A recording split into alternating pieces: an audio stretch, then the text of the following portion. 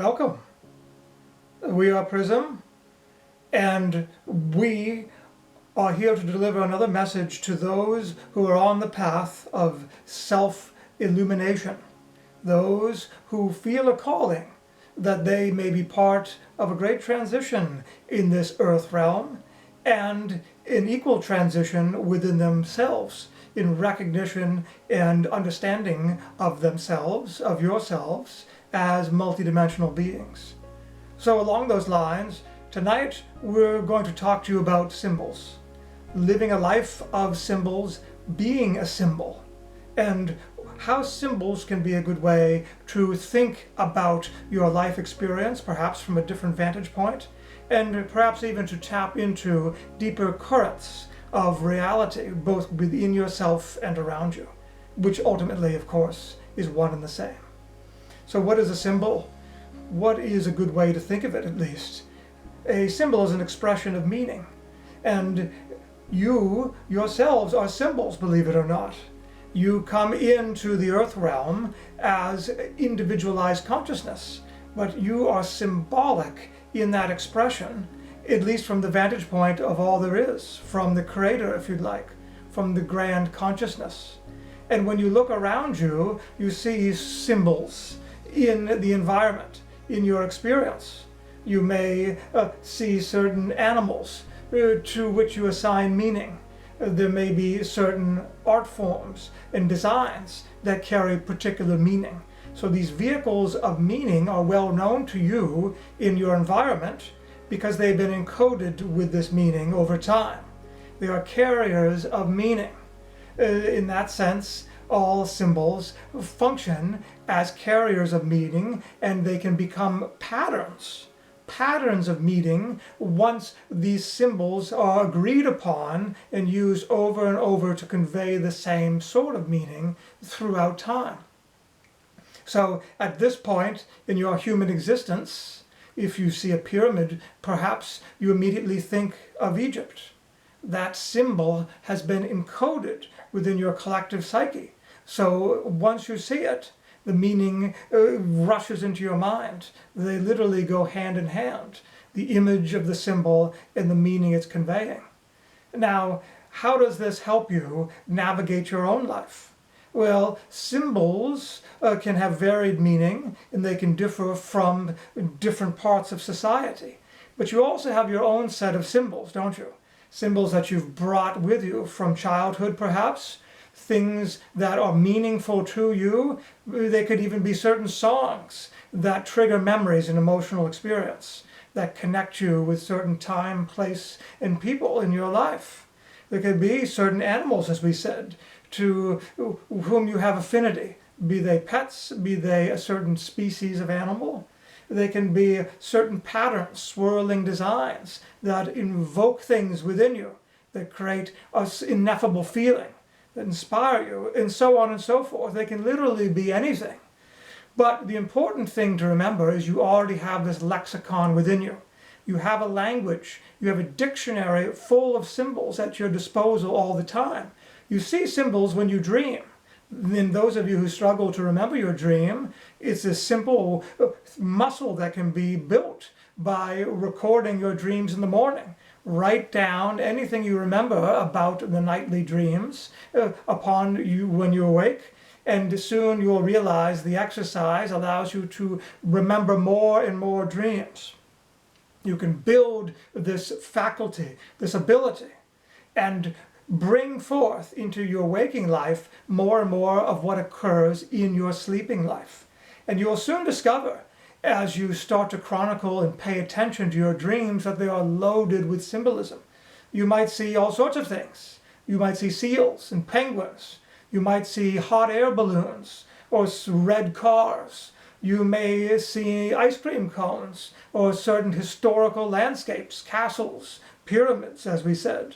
All sorts of things. There may be certain characters that come over and over again, teachers or authority figures or artists, etc., etc. And all of these symbols are embedded with meaning. And the meaning is for you to figure out, to translate. But they come to you bearing messages and bearing gifts.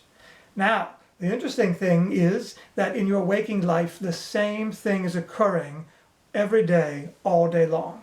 You're surrounded by symbols, except most of you don't pay attention to this fact. You're not registering that when a certain song comes on the radio, when you're thinking a certain thing or about a certain person, that the lyrics are meant to tickle your mind at that exact moment and deliver a message, perhaps a way to meet that person or interact with that person, or to change a relationship or to start a relationship. Or perhaps the lyrics are to direct you to get in contact with somebody, perhaps to create a new experience, a new job, a new opportunity of some sort or other. Perhaps seeing certain animals, for instance. Perhaps seeing a certain bird. A blue jay flies and lands on a tree branch. A crow caws once, twice, 3 times this morning, and then 3 times another morning 2 weeks later. The feelings that you're having may be related. The crow may in fact be a symbol, may be a herald to get you to connect certain dots. You're a multidimensional being. You are living in a physical reality, but it's a reality that is not exactly what you've been told it is. It's not exactly what it seems. It itself is a multidimensional experience, and symbols are always multidimensional, meaning that they're not conveying simply what's on the surface, simply the details that come first to mind when you interact with them. They are imbued with deeper and deeper layers that can be penetrated the more you open up to the symbol energetically. Each symbol then is jam-packed with all sorts of messages that can be deconstructed and unpacked, and some of them may have more or less meaning in a moment. But as you learn to see them and work with them, you intuitively will understand which is the most important aspect of them, which part of them is the message bearer that is meant to connect you with some aspect of your physical experience or your emotional and mental experience in order to propel you further and more quickly and more gracefully down the path of your life. You see, symbols are guideposts. They are pointing in directions. They are showing you paths that you can take. So simply seeing a cloud formation that reminds you of a certain country that you'd like to visit, that's not random. That could in fact mean that you are more connected with the energy of going to that place than ever before. Or perhaps it means you also had a past life in that place. Or perhaps it means you're meant to actually move physically to that place and start a new sort of life with the new energy that that landscape embodies. So the symbols are always delivering messages, and your life is meant to unfold with grace and ease. Instead of using your brain, your deductive reasoning, your logic, and all of your calculations to figure out the best path, to ask advice of experts, and all the other ways society tells you to navigate, you could instead be using your intuition and be looking at the symbols and reading that language, having them evoke things within you, understand the recurring patterns. And as you see the same configuration of traffic, the same cars on the road catch your eye, the same cloud formations perhaps, as we said, or a song comes on the radio at just the right time. All of these things are prompting you to pay attention, to become aware. What are you feeling in that moment? What are you thinking about? What potentially incongruous ideas might actually fit together in a way you've never seen before? Or maybe it's just a feeling, an ineffable, hard to pin down feeling that makes you feel giddy, or makes you feel to go left rather than right, or to break off a relationship, or to start one, or to go ahead and start that crazy job idea that you've had kicking around forever in the back of your mind. In other words, the symbol of the blue jay on the branch may not be literally telling you something about flight, or about birds, or about whatever you think a blue jay means, although it might be. It also might be a signal that because blue jays are meaningful to you, that's a clue that whatever you're feeling or thinking right now is being affirmed by the appearance of that symbol. This is how you can interact with your life. make your life more like a waking dream. And when your waking life starts to feel more like your sleeping life, filled with the sort of magic and the disconnected imagery that makes perfect sense in the context of the dream, but is utterly confusing to the waking mind. When waking life has that kind of disparate elements that all come together to form patterns, to form greater mosaics, to somehow feel more magical, even though they aren't following the strict rules of logic, then you are connecting deeper elements of your metaphysical self. Your dreaming self and your waking self are talking to each other and having a conversation. And the great benefit of this is that you are not divided into individual selves at all. You are one metaphysical self that seems separated. The dreaming self seems distinct from the waking self, but it isn't. It's just your perspective is changing. You're shutting off more of your waking perspective in order to engage more with this deeper so-called element of your point of view that knows about dreams and can talk that language more fluently. It's all one and the same, though. And by being more flexible, by noticing symbols in waking and dreaming life, and again, hint, hint, by the way, those will tend to be the same. Your waking life and dreaming life symbols, the lexicon, will overlap. And as it overlaps, and you notice this fact, then your waking and sleeping versions of yourself, those two perspectives, the two aspects of your prismatic self, if you will then allow you to access more of your full self, whether you are waking or sleeping. It's a great way to become a better lucid dreamer, to wake up within your dream, because the dreaming self and the waking self will start to feel much more similar to each other. And it's also a great way to have more serendipity in your waking life, when life starts to feel more like a dream, surrounded and filled with symbols that you scarcely recognized before. And if you did, you didn't give them the weight they deserved. But now that you see them and are recognizing them and interacting with them, life becomes dreamlike, and dreams have their own flow, as you know. Dreams carry you like currents, like rivers. You don't have to exude the same kind of effort that you typically do with your waking self in command. What would that be like? To have a waking life that flowed like a dream, and to trust the fact that the better you start to recognize and understand the symbols, then the better you maneuver in that waking life, as if you're riding a beautiful current that takes you to the exact right places and fills your life with the kind of magic, with the kind of ease and grace that you've always wanted. This is how you can achieve it, because you're meant to live a symbolic life. Whether you believe it, or whether you accept it or not, this entire experience of Earth, this material plane, is a set of symbols. And we started off saying that your language is filled with symbols. It is all symbols. Things around you are all filled with meaning. You've assigned them meaning. Chairs become symbols. You call them chairs. You all understand what they mean, and you sit in them. And you see chair, and you know exactly what the symbol represents, this device in which you sit. So you interact already with symbols. We're telling you there's a much deeper, more profound kind of symbolism that you're not typically recognizing, most of you. And as you allow this to come into your life, accept it as a parallel language to that of your mind, and ultimately integrate it with your waking mind, you will become much more interactive and co-creative and better able to manifest this life in the life path that you are on. And we want to plant another seed, which is, we started by saying you yourself are a symbol. You're a symbol walking down the street. From our perspective, we say, look at that wonderful symbol going down the sidewalk. How interesting she is. What a fantastic symbol she is of humanity.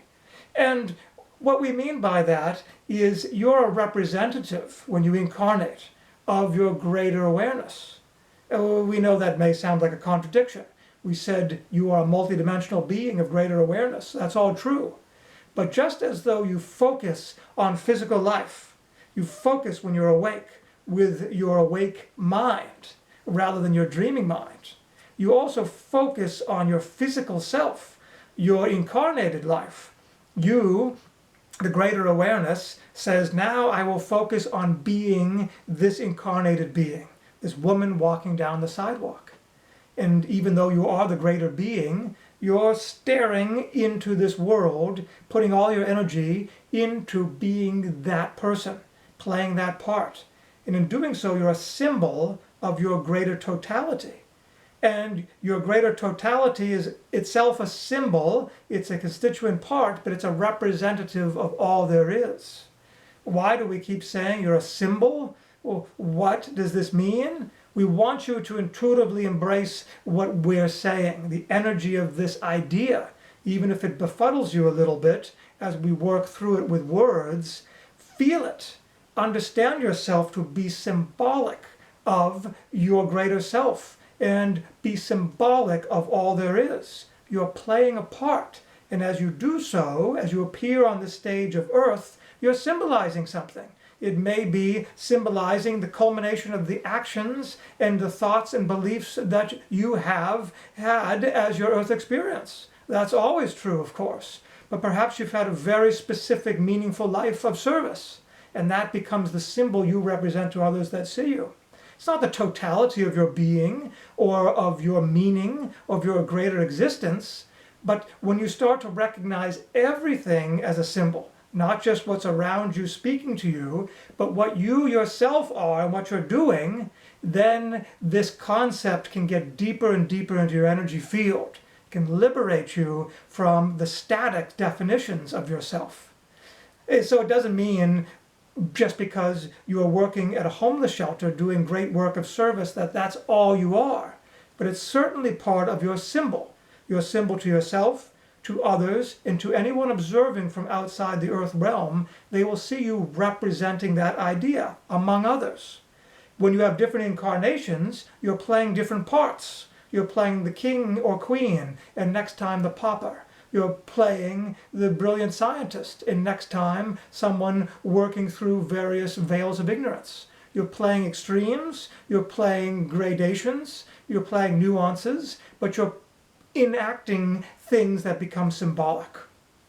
Therefore, circling back to how this affects your life now, you're quite used to being a symbol in a world full of symbols and interacting with symbols.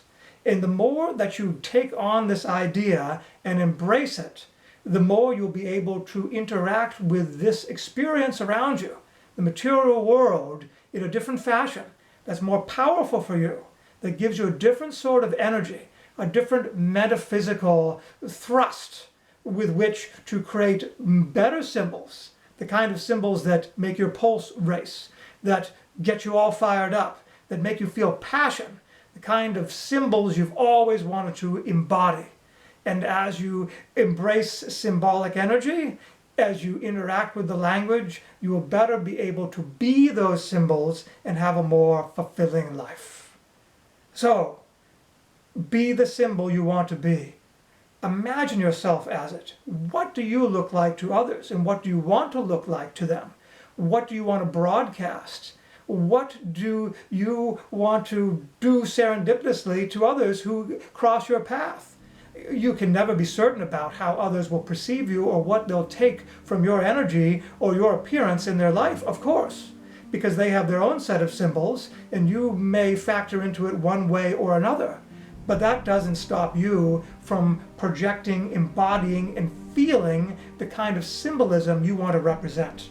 That's a very powerful tool to access deeper and deeper elements and deeper power reservoirs of your multidimensional being. So with that, friends, we look forward to watching the kinds of symbols and patterns that you create in your life, starting right now. Determined to do it in your waking life, determined to bring it into your sleeping life. Take the dreams that you have been inspired by when you're asleep and figure out how can you make them into part of your physical experience. They could be giving you great ideas, information, or creativity. Perhaps you can literally do it, or perhaps you can just take some of the energy you felt in the symbolism of those dreams. Speak this language, and it will whisper the great secrets of your greater identity and the universe itself into your ear. It will beckon you and lead you down a path of great fulfillment and passion and ultimately joy as you lead your multidimensional life. We love you. Till next time, go be the best symbol you can be. Good night.